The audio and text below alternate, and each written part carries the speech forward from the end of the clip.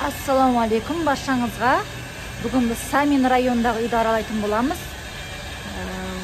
Қазақтардың көп орналасқан район Самин районы.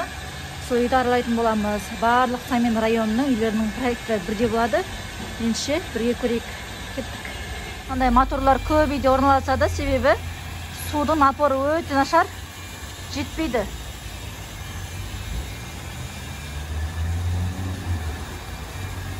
Сондықтан осылай орналасады. Әрбір үйдің, көпшілік үйдің жоғарғы жағында осындай зікірлер, салауаттар жазылып тұрады.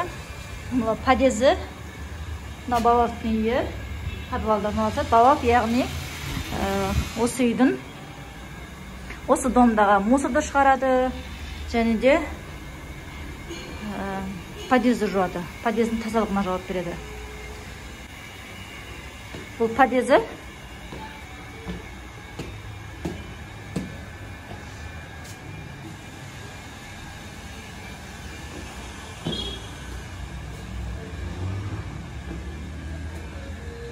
Қазір үйді аралайтын боламыз.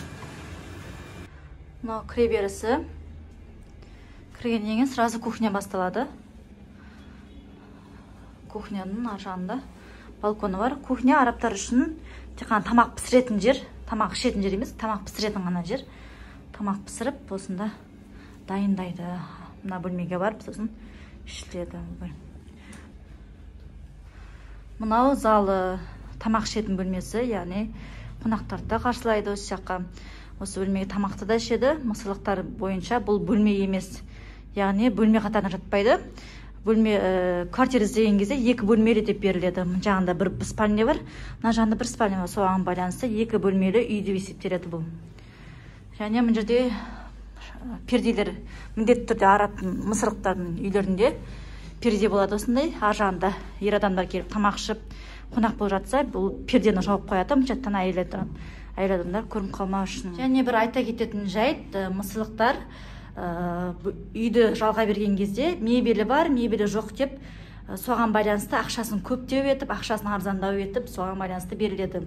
Яғни мебелі болса, көріп тұрғаныңыздай, мынандай мебелдер бұрынғы советтік кезіндегі мебель десек те болады, бұрынғы заманның мебелдерін осылай қойып қояды.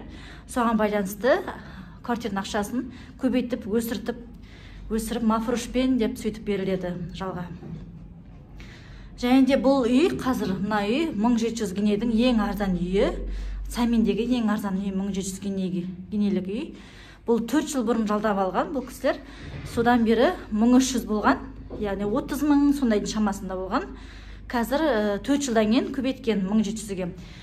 Бұл жақта мысырлықтар, мысалы, мен мына үйді 1300-ге алдым делік та, мысалы, бір жылдан кейін мен көшетін болсам, менің орныма келетін кісіге бұл үйді көтеріліп береді. Яғни 2000 гине, 2500 гине етіп сөйтіп береді. Көтеріліп, әр жыл сайын көтеріліп тұрады бұл үй. Кісі шығып, кіргеніне байланысты, басқа новый кісілер келгеніне байланысты көтеріліп тұрады ақшалары. Осы үй, барлық Саминнің үйлерінің проектілер бірдей, барлығы осындай проектімен салынған проектте.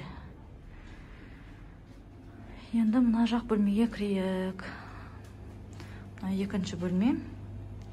Мына тағы бір коридоры. Мына бірінші бөлме. Қазір іштен аралайтын боламыз.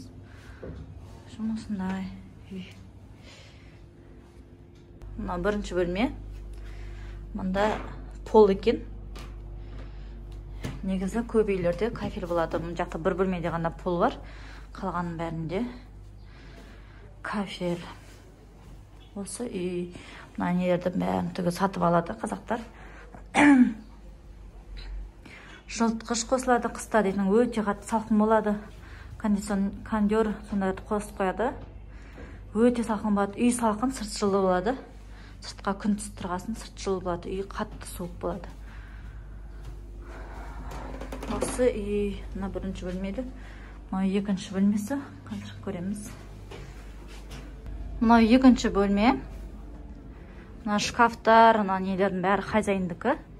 Қалған заттардың бәрін өстіп сатып алады қазақтар. Саминде көп үйлер осындай болып келеді.